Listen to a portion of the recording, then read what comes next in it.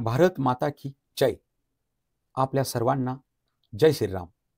मी गणेश भगवान जाधव, जिल्हा सचिव, भारतीय जनता पार्टी बुलढाणा.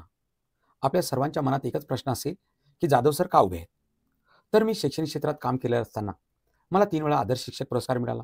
सांस्कृतिक कार्यक्रमात सहभाग, राजकीय क्षेत्रात प्रभाग आणि क्रीडा क्षेत्रातही मी सतत अविरत काम करत राहिलो. आणि त्या अनुषंगाने जेव्हा मी माझ्या प्रभागात फिरत असलो, सहजतेने फिरत होतो, खेळत होतो, तेव्हा जनभावना अशी निघाली. जनभावनेनं काही लोकांनी SMS, फेसबुक आणि व्हॉट्सअपद्वारे आणि सहजतेने साधा कॉल करून मला सांगितलं की तुम्ही जाधव सर तुम्ही उभे राहा, या प्रभागात नगरसेवक व्हा, नगरपालिकेत जा, नगरपालिकेतली आमची जी कामं आहेत ती मागे तरी लागतील, जी आतापर्यंत मार्गावरच आली नाहीत. आणि त्याच अनुषंगाने भारतीय जनता पार्टीतर्फे मी या ठिकाणी उभा ठाकलेलो आहे. जसंच कविता लोखंडे ह्या 8 मधून कमळ या चिन्हावर उभ्या आहेत.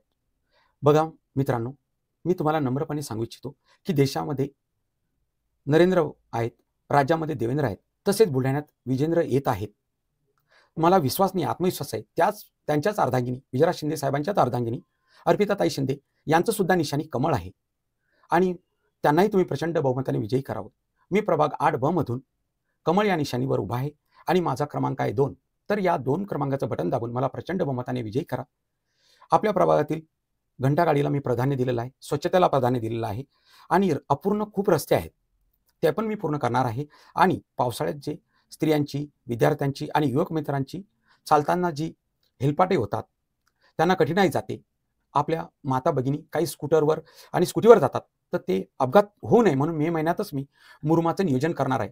5 वर्ष दरवर्षी तुम्ही बघाल मे महिन्यातच मुरुम येईल, कारण पावसाळ्यात मुरुम टाकून फायदा नाही. मुरुम योग्य वेळी येत नाही आणि तो फैलवलाही जात नाही, असं माझं आहे. आणि विद्युतीची व्यवस्था आपल्या प्रभागात अनेक महिन्यांपासून विद्युतची व्यवस्था आहे, पण ते खंबे आहेत.